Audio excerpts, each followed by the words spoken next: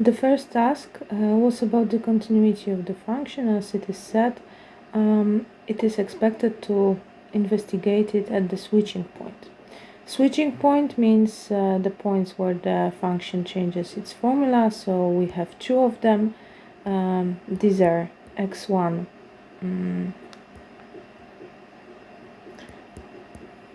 x1 equal 1, x2 equal 2. As you remember, the continuity of the function requires that the value of the function at the point where we investigate the continuity is equal to the limit of this function at this point. If it happens, as it is in our example, that depending on the side of the point we have different formulas for f, then we formulate the existence of the limit in a more detailed way. We require that the one side limits exist and both have the same value. Okay, so let's investigate this whether this property holds at the point x1 equal 1. The value of our function at point 1, we are going to use this formula. For here is the case where x is allowed to be equal to 1. We have 2 times 1 minus 5, which is negative 3. Now the left side limit of our function. On the left side, x is a bit smaller than 1, which means that we are going to apply this formula. So we want to calculate x squared plus x minus 2 over x squared minus 3x plus 2. When substituting the value 1 to this expression, the result is 0 over 0, which is indeterminate symbol, and that means that we cannot immediately write that it is equal to any quantity. We don't know whether this limit exists for the moment. Remember please, 0 over 0 is indeterminate symbol. In one case the limit may not exist, in another case it can be 0, in another case it can be any real number. Let's see how it works here.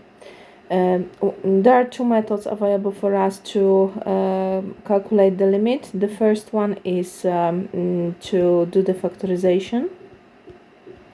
So when calculating the deltas for both quadratic expressions, we'll have the factorization x minus 1 x plus 2 in the numerator and x minus 1 x minus 2 in the denominator.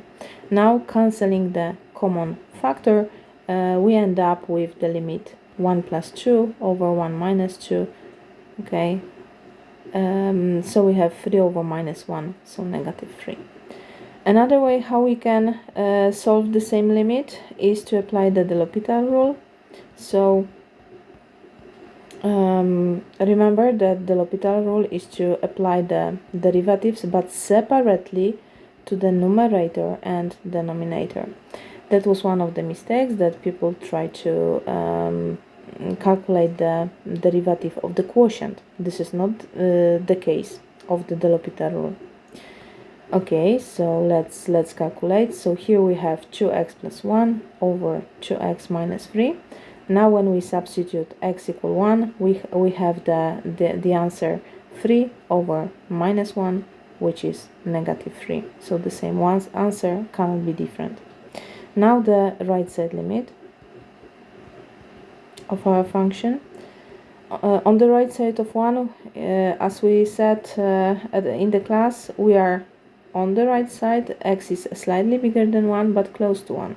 So we assume that we are in the interval from 1 to 2, so the formula of the function is 2x minus 5. Substituting the value is minus 3.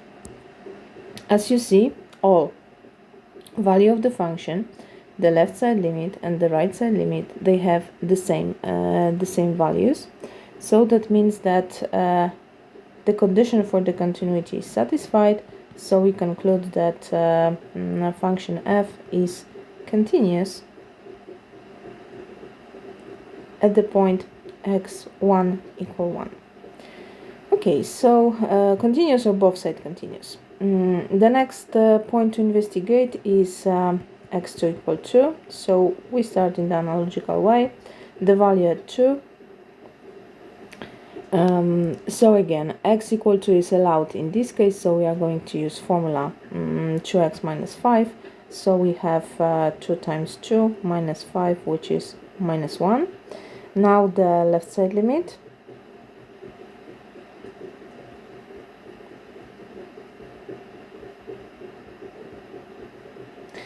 The left side limit here on the left side of 2 we have this formula left side but close to 2, so you use the same formula and the limit of course will be minus 1 as well. Now the right side limit.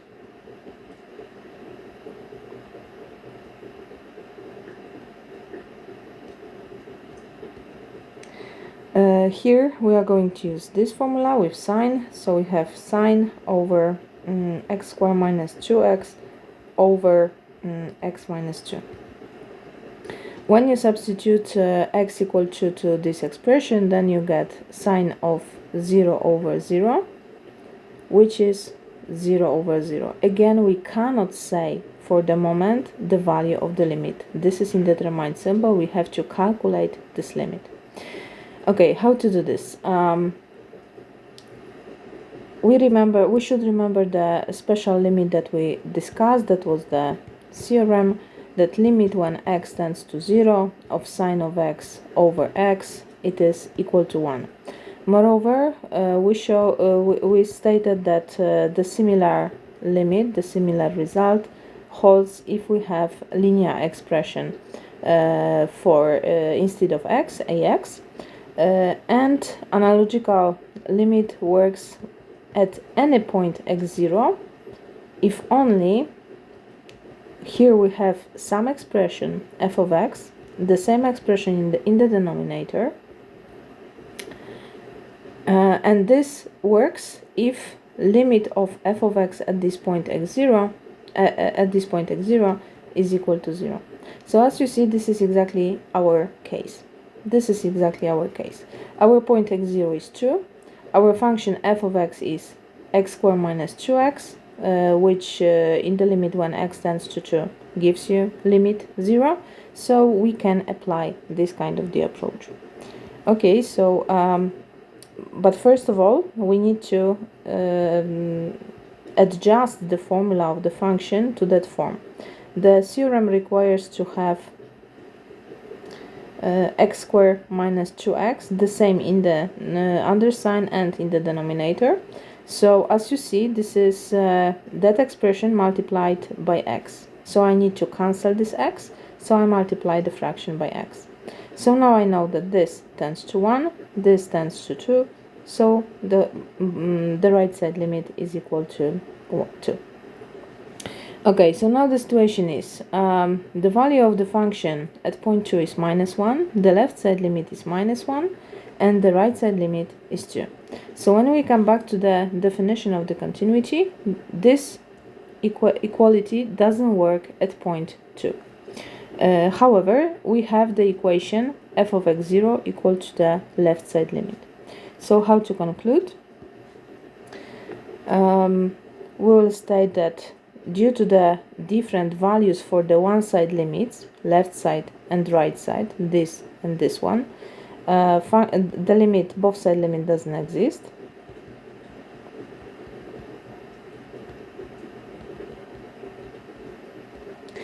And that implies that function f is not continuous at the point x2 equal to. However, due to the fact that value of the function at point 2 is the same as the left side limit, implies that function f is a left side continuous at the point x2 equal to. And this is the full answer for this task. What were the typical mistakes? The typical mistake is, first of all, to treat sine as a linear function. So let's write incorrect operations applied by students at the test. Sine of x squared minus 2x was written as sine of x times x minus 2, and it was written as x minus 2 times sine of x. And of course this is wrong. Such property doesn't work. Another thing applied was, which is actually analogical to this one, in the manner having such fraction, some people wrote like this, which is, and then cancelled like this. So this is something what cannot be done. Okay, so this is not equal. Such operation is impossible, because in fact it means application of that property and then cancelling x minus 2. The third thing was to apply the L'Hopital rule. When x tends to 2, from the right side of sine 0 equals 0, and then the L'Hopital rule. As I said, the L'Hopital rule cannot, this is the only limit where the L'Hopital rule cannot be applied. The reason is that when you calculate the value of the derivative here, and then substitute x equal 2, right, which gives you the value 0 under the sign, then in fact you are interested from the mathematical point of view in the derivative of the function sine at 0. Let's see how it works. This is a limit when x tends to 0. When you remember the difference quotient for the definition of derivative, we use the difference quotient.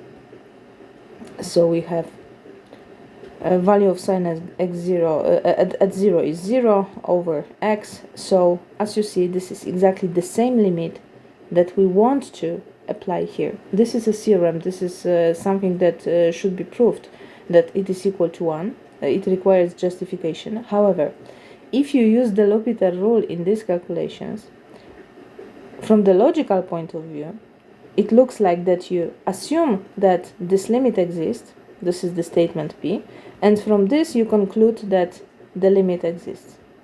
So such sentence in the logic is always true. It always holds. Doesn't matter whether P is true or not. So this is why it is incorrect to apply the L'Hopital rule for this kind of the limit. And please do not do this when you have this kind of the expression, sine of f of x over f of x, when this expression f of x tends to 0. One more incorrect thing, very incorrect.